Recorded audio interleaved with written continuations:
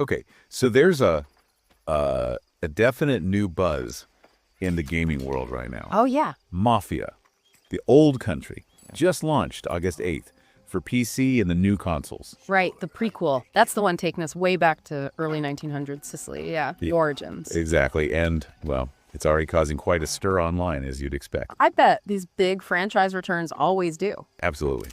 So for this deep dive, we've gathered a whole load of stuff. We've got Reddit threads buzzing, PlayStation, our games, our Mafia the game, lots of passion there.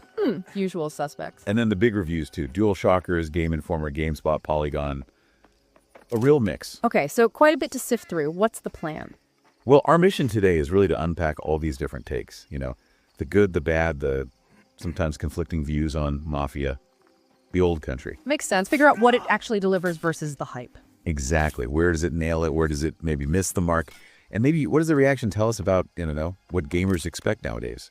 Right, like a shortcut through all the noise to figure out why everyone's talking about it. Precisely. So let's dive in. Starting with the promise, right? The whole idea of the old country, the narrative, the setting. Okay. Hangar 13, the devs, they made a really deliberate choice here. Games Radar Plus confirmed this is linear, story first. A big departure from the last game's sprawling open world exploration. Ah, interesting. So stepping away from the Mafia 3 model. Definitely. And that seems pretty intentional. Some players, like on Reddit, found Mafia 3 get a bit tedious, a slog with the open world stuff. Yeah, I remember that feedback. So this is a return to roots, kind of. More like the earlier Mafia games. Seems like the goal. Yeah. Put the story front and center. And the setting itself, Sicily in the early 1900s. That sounds potentially amazing. Oh, totally. The fictional town, San Celeste, the reviews are pretty much unanimous on the visuals.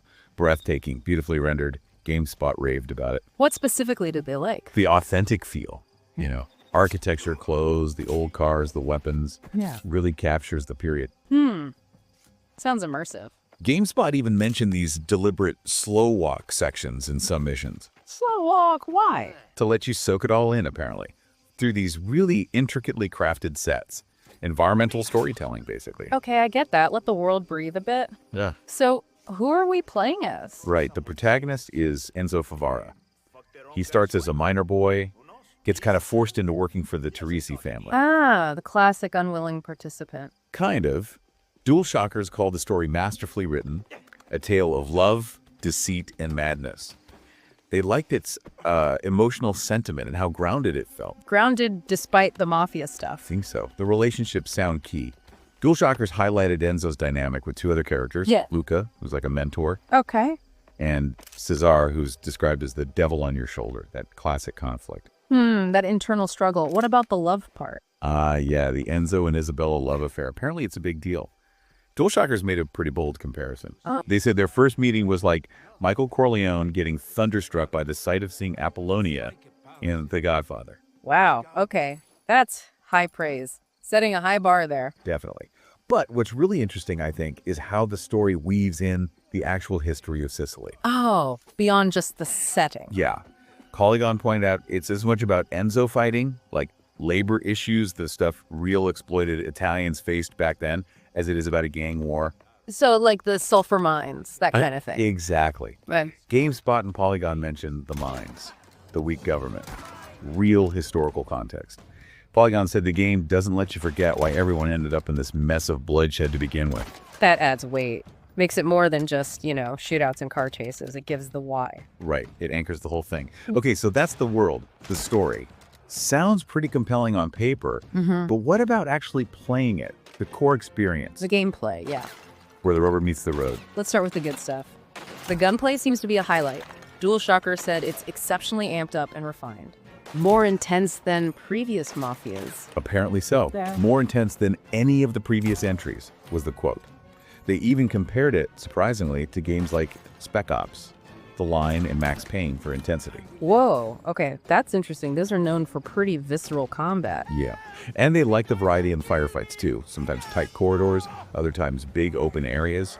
Keep things fresh. Sounds good so far, but there's always a but, isn't there? Well, yeah. There's the AI. This seems to be a major sticking point. Not good. Widespread criticism, it seems. Lots of Reddit comments about brain-dead AI.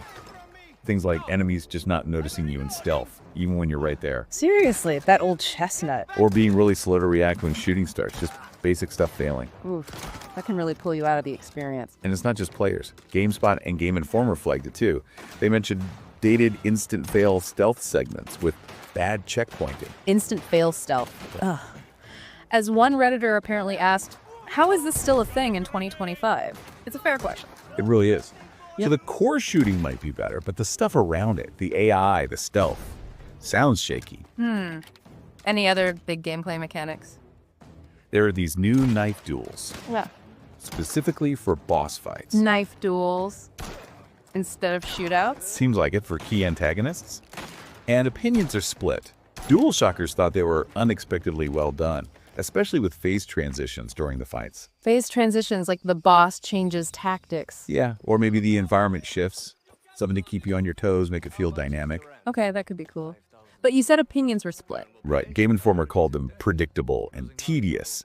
And GameSpot raised a thematic point. It was. That it feels weird. Like, why would every important antagonist suddenly be willing to toss their gun aside and square up with Enzo with knives? It clashes with the grounded tone they were aiming for elsewhere. Yeah, I can see that. Might feel a bit gamey or forced. Exactly. So, a mixed bag on the gameplay front, it seems. Refined shooting, but problematic AI and stealth, and a divisive new dual mechanic. Okay, so stepping back a bit, what's the overall verdict? How does this all fit into the bigger picture? Right, the broader landscape. Let's talk reception, value, all that. Critically, it's definitely divided. OpenCritic has the average hovering somewhere between like 74 and 80. So not terrible, but not universally acclaimed either. Mostly positive scores, then. Yeah, lots of 8s, 8.5s, often praising that narrative we talk about. Yeah. But then you have GameSpot giving it a 6 out of 10. Ouch, why so low? They cited shallow mechanics and dated design. Game Informer also gave it a 6, saying it fails to rise to the promise of its premise. So a real split between those who connected with the story and setting and those who felt the gameplay just wasn't up to scratch. Pretty much sums it up. Yeah. And that leads into the whole price versus playtime debate. Ah, right. It's not a full $70 game, is it? No, it's $49.99, but the playtime is around 10 to 15 hours. Okay. Shorter than many big releases. And that's caused some friction. We saw Reddit comments like, $50 for 10 hours is nuts. People expecting more playtime for that price, even if it's lower than $70. Yeah, the hours per dollar metric is a big thing for some players. But is everyone feeling that way? Not entirely. Others, especially people saying they have limited time to game, actually found the shorter, focused experience to be perfect. That makes sense too. If you only have a few hours a week, a tight 15-hour story might be more appealing than a 100-hour epic you'll never finish. Exactly. It really throws that question out there, doesn't it? Yeah. How do you, the player, actually weigh game length against the density of the content or the quality of the story and the price tag? There's no single right answer. It's very personal.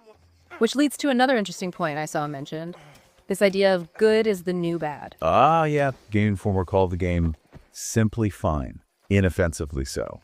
And some players were calling it mid or just average. Right. And one Redditor apparently summed it up as good is the new bad. What does that even mean? I think it speaks to market saturation, maybe. Like, there are so many games, so much content that if something isn't truly outstanding or innovative, It just gets lost, even if it's perfectly competent or, well, good. kind of feels that way. Like the bar is just incredibly high now, and simply being fine isn't enough to generate real excitement or positive buzz. It almost gets treated negatively. That's a tough spot for developers. Creates immense pressure. For sure. And speaking of pressure and negativity, there's the human side of all this online reaction. How so? Well, remember, we mentioned pulling from Reddit. The original user who posted about liking the game, they later shared an update. Okay. They said the sheer negativity on one post where they just shared enjoying the game was actually affecting them. Caused anxiety, even panic attacks. Wow, that's awful. Over a video game opinion. Yeah. It's a really stark reminder, isn't it? The impact of online discourse, how toxic gaming communities can sometimes get. We forget there are real people behind these usernames. Absolutely. Words have weight, even online. It's easy to forget that in the heat of an argument about AI or game length. Definitely something to keep in mind. Okay, so wrapping things up. We've seen Mafia, the old country, land with this really strong, visually impressive, historically rich narrative. The gunplay's apparently improved too. But it's hampered by criticisms of that brain-dead AI, the frustrating stealth sections, and those divisive knife duels. Right. And the reception shows this clear split. Critics are divided, players are debating value versus playtime, linear versus open world. It touches on a lot of current gaming hot topics. So it's more than just a game review, really. This whole situation kind of holds up a mirror to the gaming world right now. I think so. And maybe it leaves us, and you listening, with a bigger question to mull over. Which is? In this absolute flood of content we live in, how do we actually define value? Is it just counting the hours you get for your money? Or is there maybe something deeper, an appreciation for a really well-told, focused story, something that resonates emotionally? Yeah, something that maybe, as Polygon suggested, helps us understand the societal forces that drove characters like Enzo through tough times. And maybe, just maybe, helps us understand similar forces in our own world, or even in ourselves. That's a deep thought to end on. Definitely something more profound than just deciding if a game is good or bad.